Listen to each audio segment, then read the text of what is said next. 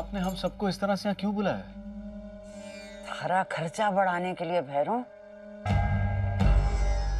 पूरे गांव में गुड़ बांटना है तने। हाँ, कोई खुशखबरी है क्या मासा? खुशखबरी तो ये है कि आनंदी के लिए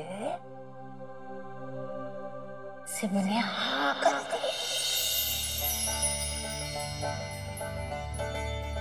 छोरा राजी है ब्याह करने को। क्या बात कर रही हैं आप मासा? ये तो गुड़ क्या लड्डू पेड़े बांटने वाली खबर है। और बहुत जल्दी अपने घर में भी आनंदी के बारे में बात करने वालों है। मैं हूँ तभी घर चढ़े। हाँ, क्या कही थी है कि आनंदी के लिए यही छोरा सही है, इसी से ब्याह होगा आनंदी को। और कैसे मजाक उड़ाया तुम्हारा। और अब लाडू पेड़े सूझे हैं। प्रणाम मासा, प्रणाम। बहुत बड़ा काम कर दिया आपने। चोरी का बापू, तो बोल सारी चिंताएं दूर हो गई ना तारी? नहीं मासा, सारी नहीं, लेकिन एक चिंता अभी बाकी है जिसे हम सबको मिलकर बड़ी सावधानी से संभालना होगा। क्यों? अब क्या रह गया बाकी? क्या नहीं भाई साहब, कौन? आनंदी। अभी आनंदी से तो हमें बात करनी है ना शिव के बारे में। हाँ, बात तो करनी ही है, पर मारी मानो अभी कुछ मत बोल। अभी छोरी काची है थोड़ी। तलाक के दर्द को अभी तू सहना सीखो है उसने। जरा समझ डाले थे उसे। इतने में से भी अपने घर में बात कर ले को, है ना?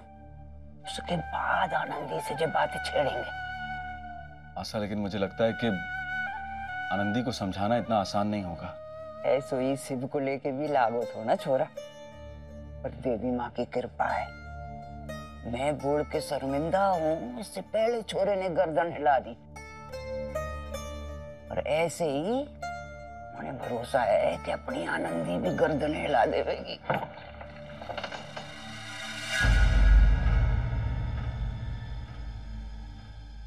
अरे, आप सब यहाँ पर हैं? अरे हम लोग तो बस यूं ही पार्टी के बारे में बात कर रहे थे। हाँ, मासा बता रही थी कि शिव तो बहुत खुश थे कि उनका जन्मदिन इतनी धूमधाम से मनाया गया। खुश तो दादी साहब भी बहुत लग रही थी। हाँ, क्यों नहीं? अपने चहेते का जन्मदिन जो मना कर आ रही। वो तो है। कलेक्टर साहब को सबसे प्यारी दादी साहब और दादी साहब को सबसे प्यारे वो। वैसे एक बात तो है दादी साहब, आज जिस तरह से आप नाची, सब एकदम मुंह फाड़े देखते रह गए। आज के बाद जैसे की सारी औरतें आपके सामने नाचने से डरेंगी जरूर। ना ना छोरी, वो तो मैंने तो हाथ पैर हिला दिए बस।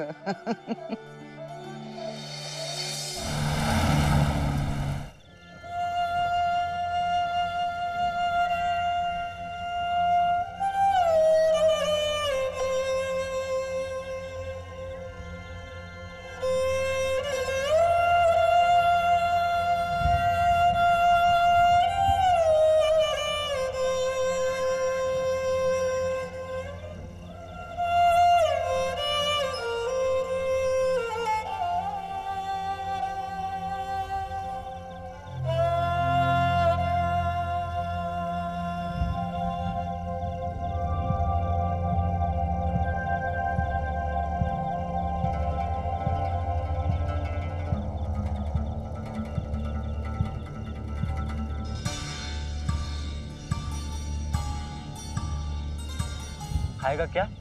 चलट भिखारी कहीं का। कितना भिखमंगा नहीं हूं मैं, समझा? अबे इतना बड़ा आदमी है तो फुटपाथ पे क्यों बैठा है? एक तो वड़ा पाव दे रहा, ऊपर से नाटक।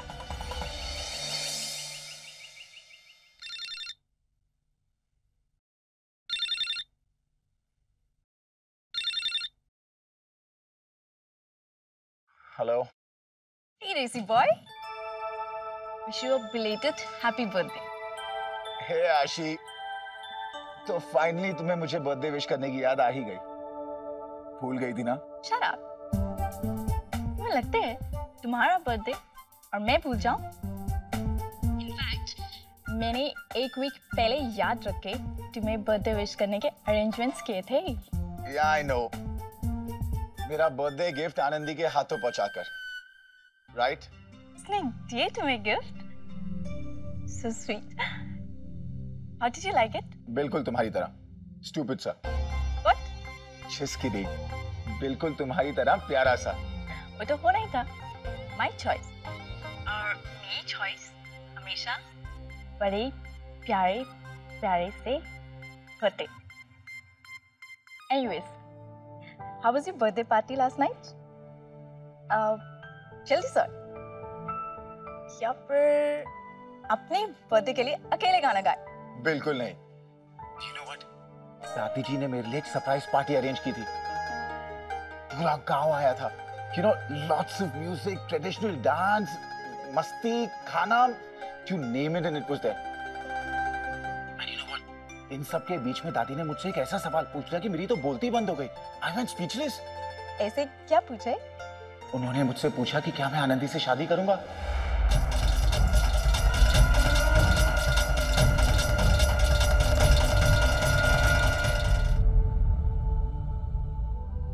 और तुमने क्या रिप्लाई दिया? मैं क्या कहता? याद है मैंने क्या कहा था? कि मेरी पसंद की लड़की कैसी होगी, जो औरों से अलग होगी, जिसकी अपनी कोई आइडेंटिटी होगी, जिसमें स्ट्रेंथ होगी, जो बाकियों से कुछ खास होगी। एंड यू नो, आनंदी में ये सब कुछ है। और जब दादी जी ने मेरे सामने ये प्रपोजल रखा, तब मुझे रियलाइज हुआ कि धीरे धीरे मैं भी आनंदी को चाहने लगा हूं। कहीं ना कहीं मैं भी उसे अपने लाइफ पार्टनर के रूप में देखने लगा हूं। और फिर क्या था आशी, मैंने हाँ कर दी। मैंने शादी के लिए हाँ कर दी।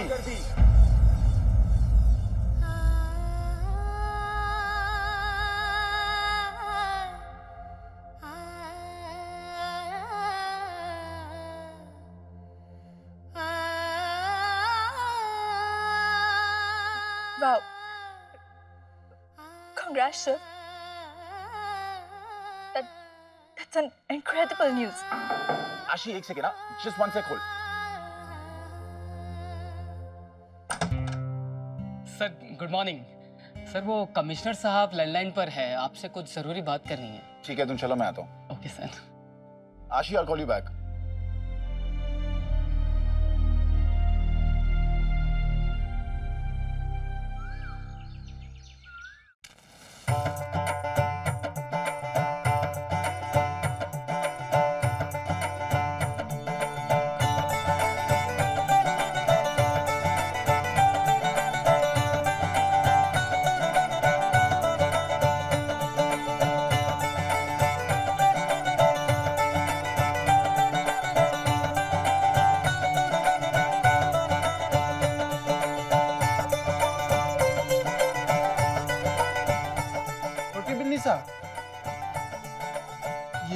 ये कल आया था और वो जलसे की तैयारी की भी चीज देना ही भूल गया। कोई बात नहीं काका।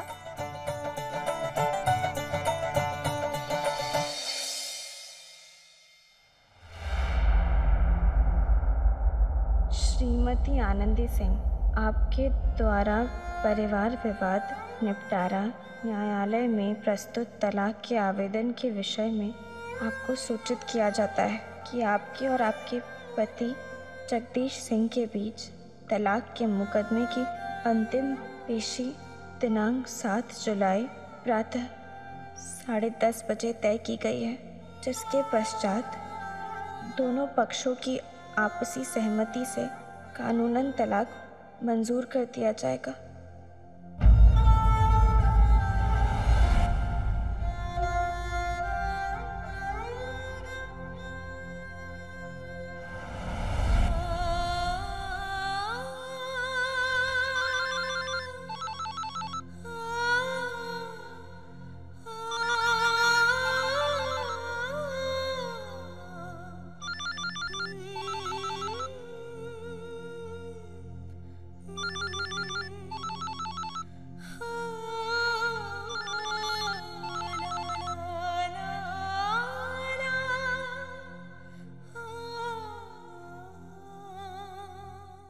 हेलो, हाय आनंदी। पहचानो? आशिमा जी? हाँ, बिल्कुल सही पहचाने।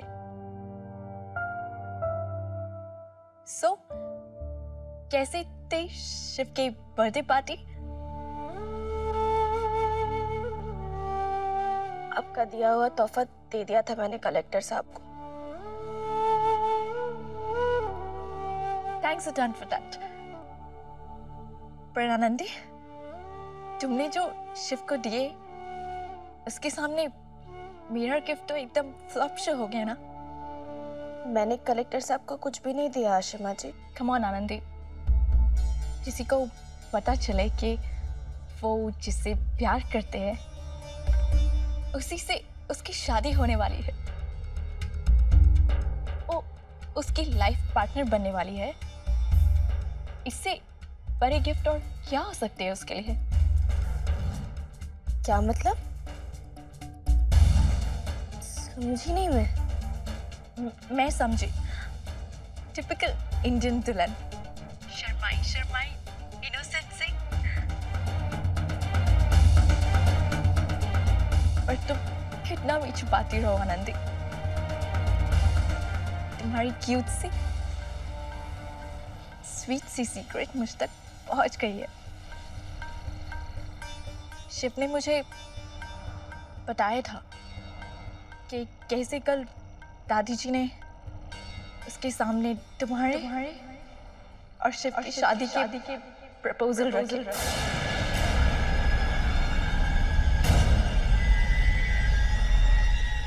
और शिव ने हाँ कर दी। तुम्हारे और शिव की शादी के हाँ कर दी और शिव की शादी के हाँ कर दी।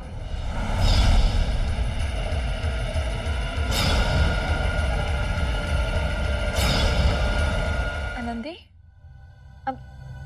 I'm very happy for Shiv. उसको इसकी पसंद मिले। तुम दोनों शादी के बाद सीधे लंदन आ जाना। आनंदी, तुम सुन रही हो ना मेरी बात?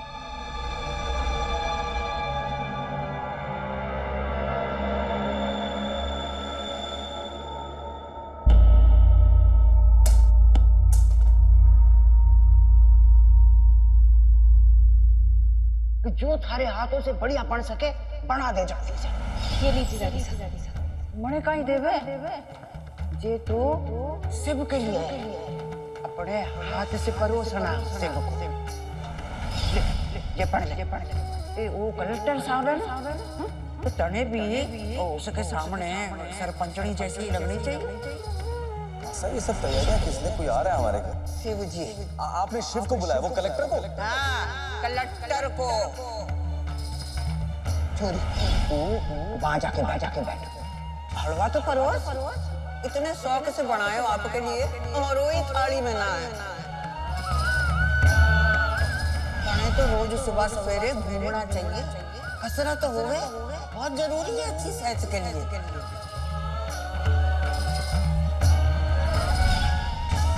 छोरी, शिव को भी तिलक काढ़। कोई बात ना है, मेहमान आए घर में।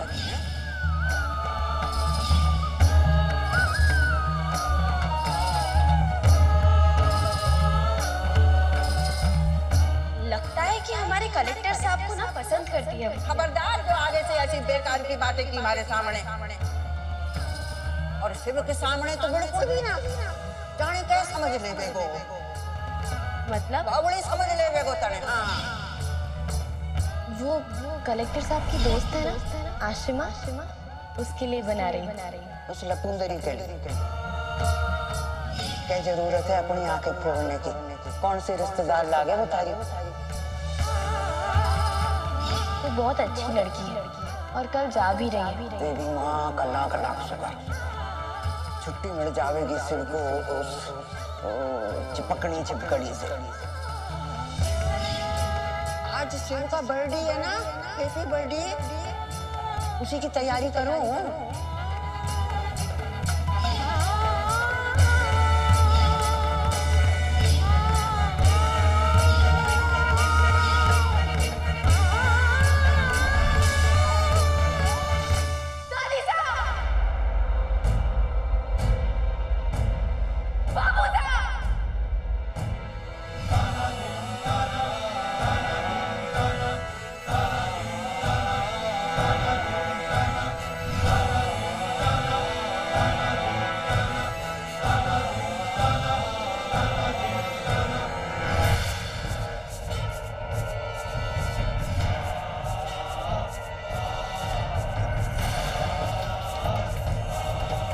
क्या हुआ आनंदी बेटा, बात क्या है? क्या हुआ तुम्हारे?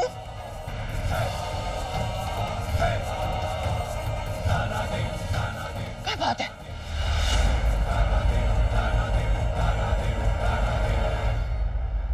क्यों किया ऐसा मेरे साथ दादी सा?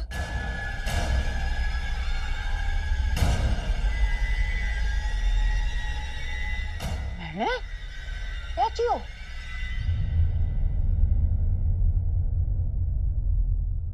अपने कलेक्टर साहब के साथ अपनी शादी की बात की।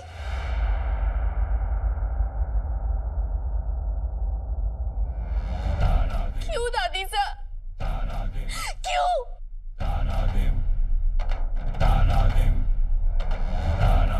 अब समझ में आ रहा है मुझे कि आप अचानक से इतनी अजीब तरह से बर्ताव क्यों करने लगी थी। किसी ना किसी बहाने से मुझे कलेक्टर साहब के पास भेजना, उन्हें घर पे बुलाना, मेरे हाथों से उनके लिए खाना बनवाना,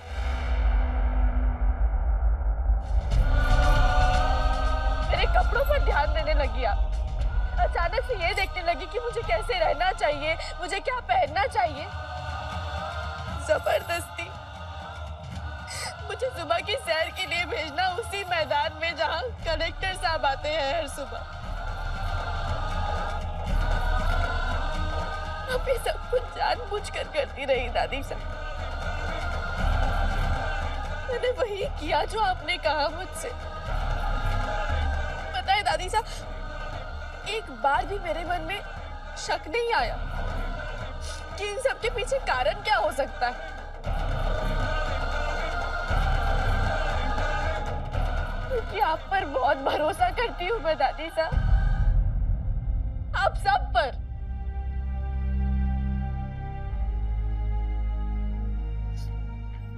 ये देखिए दादी साहब, तलाक का नोटिस।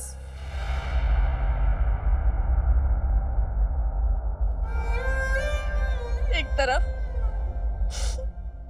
इन कागजों पर साइन करने से एक हफ्ते के अंदर मेरा और जग्या का बरसों का रिश्ता हमेशा के लिए टूट जाएगा, और दूसरी तरफ आपने कलेक्टर साहब से मेरी शादी की बात कर ली और वो राजी भी हो गए। ये सब कुछ आपने किया मुझे बिना बताए। क्यों दादी साहब? बेटा हम तुझे बताने ही वाले थे, मगर क्या? क्या बापू साहब?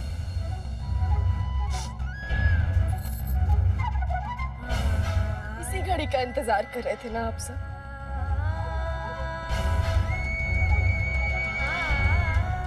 ये एक बार तलाक का नोटिस आ जाए, उस पर आनंदी साइन कर दे,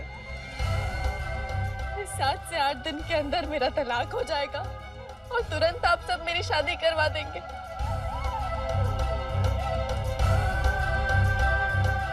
वो बापू साहब,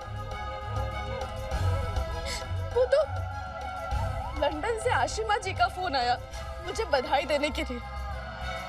उन्होंने मुझे बताया कि मेरे घर वालों ने कलेक्टर साहब से मेरी शादी तय कर दी है। तब जाकर मुझे पता चला।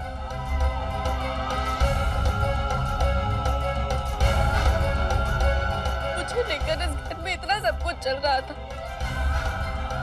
और मुझे तो कुछ पता ही नहीं। मुझसे मेरे जीवन से जुड़ी इतनी बड़ी बात आप सबने मुझसे छिपा कर रखी, क्यों?